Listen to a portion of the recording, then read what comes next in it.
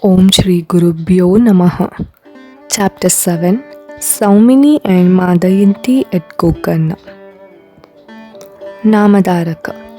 Swami, will you tell me who were benefited by visiting this holy place of Gokarna? Shri Siddha. Just listen. Formerly, there lived a brave king, family of Ikshwaku. He knew all the Shastras. He was considerate, strong, and kind.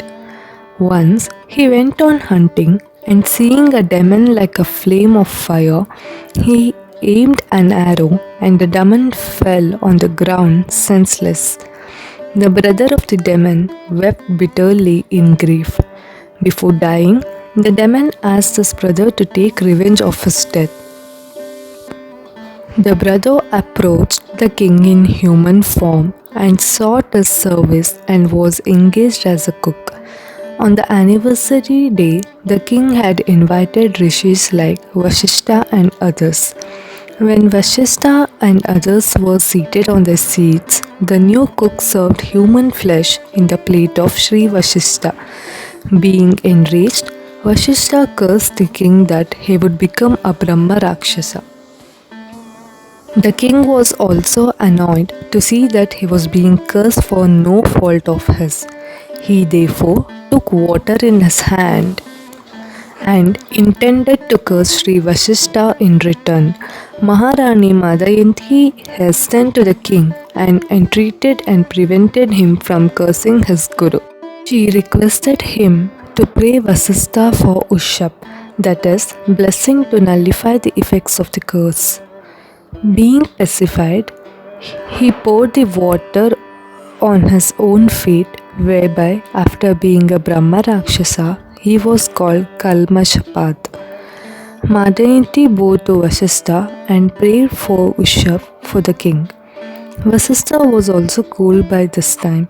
He assured her that the king would attain human form and return from the forest on completion of 12 years. Kalmashapad lived in a dense forest.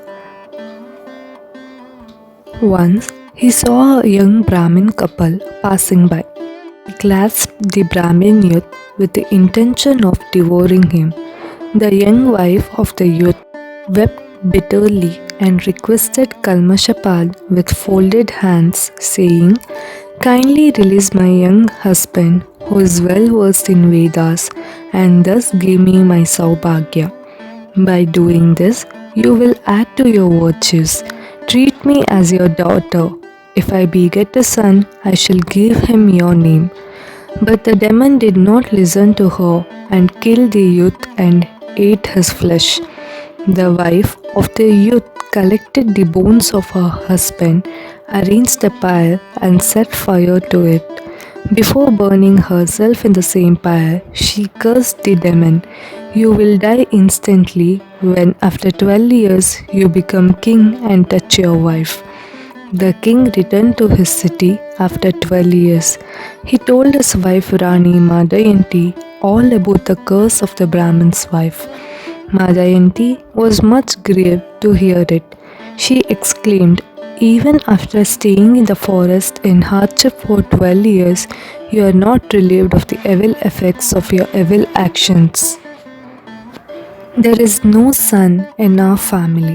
What should we do now?" The king called the old priest and told him, "I have killed a Brahmin when I was a demon and was staying in the forest. How can I be relieved of its evil effects?" The priest said, "You should visit all the holy places and then all your sins will be wiped off." The king then started to visit all the holy places one after the other. He performed sacrifices, gave money in charity, served meals to the Brahmins and the poor, and did other virtuous acts. Still, the sin of Brahma Hatya followed him like a shadow. Accidentally, he met Gautam Muni. He bowed to the Muni respectfully. Gautama asked, "When you have your own state, why are you wandering from place to place, and why are you so much worried?" "I have committed a Brahma Hatya. I performed sacrifices and several vratas. I visited holy places and did virtuous acts. Yet I am not relieved of this sin. I am fortunate to see your holy self today, replied the king. Gautama said, "You need not worry. Shri Shiva will protect you. You should go to Gokarna to get rid of this sin. Mrityunjaya, Shri Shiva always stays there. Though the fire and the moon can do away with the darkness of the night, yet there is the necessity of the sun. Similarly, though your sins are not wiped off, even after going to several holy places, still if you go to Gokarna, all your sins will be destroyed. Even if you have committed 1,000 Brahmahatyas, all will be destroyed and you shall become sinless. Even Vishnu and Brahmadeva lived there for penance and their desires were fulfilled. Gokarna is like Kailasa and Shri Shiva stays there. At the instance of Shri Vishnu, Shri Ganesha installed the Shivalinga. All the gods, demons, rishis, munis, siddhas live and worship Shri Shiva, and thereby they attain all the four valors with the blessings of Shri Shiva. Brahma, Vishnu, Kartavirya, Vinayaka, Durga and others have also installed lingas here known after their names. All waters here are holy. This is thus the most important holy place. In Krita Yuga, this linga was white. In Treta, it became red. In Dwapara, yellow. And in the Kali Yuga, it has become black. The root of this linga is in the Saptapatal below. Even with the sight of this linga, one is relieved of the sins of Brahmahatya, gets one's desire fulfilled, and after that, one attains salvation. The devotees staying here go to Kailasa in the end. One should bath and offer charities on Sunday, Monday, and Wednesday. It is virtuous to worship here on Vyatipat, Makar Sankrant, and Mahashivratri days. Bholenath Shiva passes judgment over all our actions. In the month of Magha, if one observes fast on the Shivratri day and offers bil leaf to Shri Shiva Linga, one's entrance in the heaven is ensured. Gautama Muni further said, "So many have been benefited by visiting Gokarna. I myself have witnessed the most wonderful incident when I had been to that place. When I was sitting under a tree, I saw a leper Shudra woman. She was without food the whole day. All her body was affected and pus and germs were seen all over.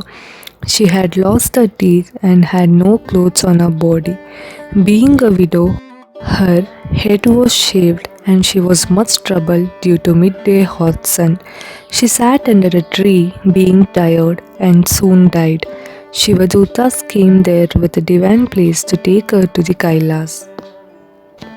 While living with the Shudra, she ate flesh and took wine daily. One day, she killed a calf thinking it to be a lamb and reserved its head for the next day. When it was time for milking the cow, she looked for the calf and she came to know that by mistake she had killed it. In grief, she uttered the words Shiva, Shiva, and what a great sin I have committed unknowingly. Fearing the wrath of her husband, she buried the head, flesh, and bones of the calf and told people that her calf was taken away by a tiger. When she died, Yamadutas took her to the Yampuri and placed her in the hell. She suffered tortures and was again born as a Shudra woman. She was ugly, black, and blind. Her parents cared for her for some time and afterwards she begged for her food. She was an orphan without any shelter. She developed leprosy and in course of time she grew old. Many people were going to Gokarna on Mahashivaratri day expecting to get good aunts. She also followed them. It being a fast day, nobody offered her food. In joke, someone placed bay leaf in her hand. Knowing that it was not eatable, she threw it away, which by chance fell on Shivalinga, and thus she had the credit of worshipping Shiva in that dark night. This pleased Shri Shiva, and hence we have come to take her to Shivaloka. Shivaduta sprinkled nectar on her body, and soon she looked like a heavenly woman. She was then taken to Shivaloka. Hearing this, the king was delighted. He went to Gokarna and was relieved of all his sins. Gokarna has great significance. Hence, shripadshrivallabha had also been there and stayed there for 3 years. This ends the 7th chapter of Shri Gurucharitra. Om Shri Gurubhyo Namaha.